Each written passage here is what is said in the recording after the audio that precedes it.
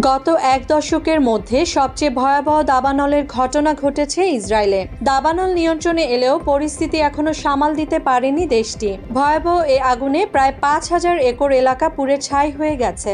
দেশটির fire and rescue কর্তৃপক্ষ জানিয়েছে, ভয়ঙ্কর এই অগ্নিকাণ্ডে কোনো বাড়িঘর বা মানুষের বসতি ক্ষতিগ্রস্ত না হলেও প্রাকৃতিক পরিবেশ ও বনাঞ্চলের ব্যাপক ক্ষতি হয়েছে। ফায়ার অ্যান্ড রেস্কিউ বিভাগের মুখপাত্র তাল ভোলভোভিচ বলেছেন, এই আগুনকে অলৌকিকভাবে নিয়ন্ত্রণে আনা সম্ভব হয়েছে। তিনি জানিয়েছেন, আগুন ভয়াবহভাবে ছড়িয়ে পড়লেও তীব্র চেষ্টায় তা বসতবাড়ি থেকে দূরে রাখা সম্ভব হয়েছে। দাবানলটি কিভাবে শুরু হয়েছে তা নিয়ে চলছে এখন পর্যন্ত তদন্ত। তবে গ্রীষ্মকালে খরা ও প্রচণ্ড গরমের কারণে ইসরায়েলের বনাঞ্চল অত্যন্ত শুষ্ক ও আগুন ছড়ানোর উপযোগী হয়ে ওঠে। If the vegetation is very dry, the fire will spread much faster. And that's what we're seeing here. প্রসঙ্গত, বুধবার জেরুজালেমের উপকণ্ঠে অবস্থিত এস্টাউল বনে বিশাল আকারের দাবানলের সূত্রপাত হয়। গরম ও শুষ্ক আবহাওয়া এবং তীব্র বাতাসের কারণে এটি দ্রুত ছড়িয়ে পড়ে। জেরুজালেমের আকাশ ধোঁয়ায় ঢেকে যায়, পাইন বনাঞ্চল জ্বলতে থাকে। সতর্কতামূলক ব্যবস্থা হিসেবে বেশ কয়েকটি এলাকার বাসিন্দাদের নিরাপদ স্থানে সরিয়ে নেওয়া হয়। দাবানলে প্রায় ৫,০০০ একর এলাকা পুড়ে ছাই হয়ে গেছে।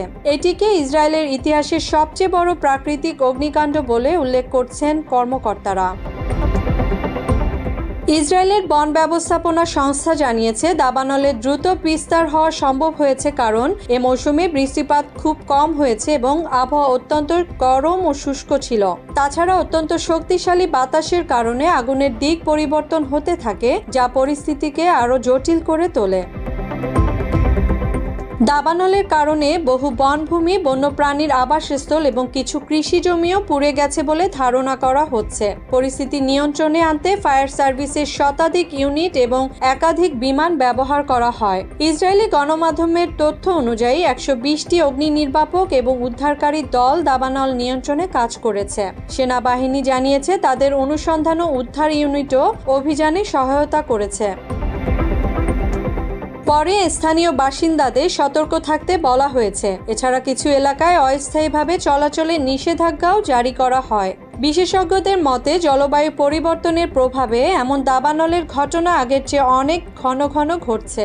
ইসরায়েলের দক্ষিণ ও মধ্যাঞ্চল, বিশেষ করে পাহাড়ি ও বনাঞ্চল ঘেরা এলাকাগুলো এখন সবচেয়ে ঝুঁকির মধ্যে রয়েছে। গ্রীষ্মের খরার সময় এই অঞ্চলগুলোয় দাবানলের আশঙ্কা বেড়ে যায়, আর ছোট ছোট অগ্নিকাণ্ড মুহূর্তেই ভয়াবহ রূপ নেয়।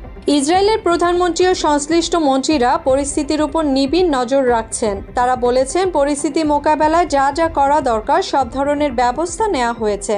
স্থানীয় প্রশাসন ও উদ্ধারকারী সংস্থাগুলোকে প্রয়োজনীয় সহায়তা দিতে প্রস্তুত রয়েছে জাতীয় নিরাপত্তা বাহিনীর বিশেষ ইউনিট। এই অগ্নিকাণ্ড দেশের জন্য শুধু পরিবেশগত ক্ষতি নয়, বরং ভবিষ্যতের জন্য একটি সতর্ক সংকেতও বয়ে এনেছে। জলবায়ু পরিবর্তনের প্রভাব এবং এর থেকে উদ্ভূত প্রাকৃতিক দুর্যোগ মোকাবেলায় এখন আরও সচেতনতা ও প্রস্তুতির প্রয়োজন রয়েছে বলে মনে করছেন বিশেষজ্ঞরা।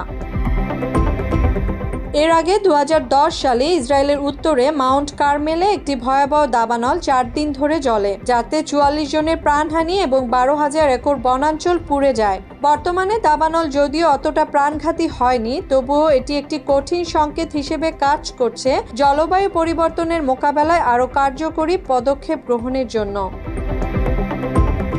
মুসলিমা জাহান মিতু, বাংলা এডিশন।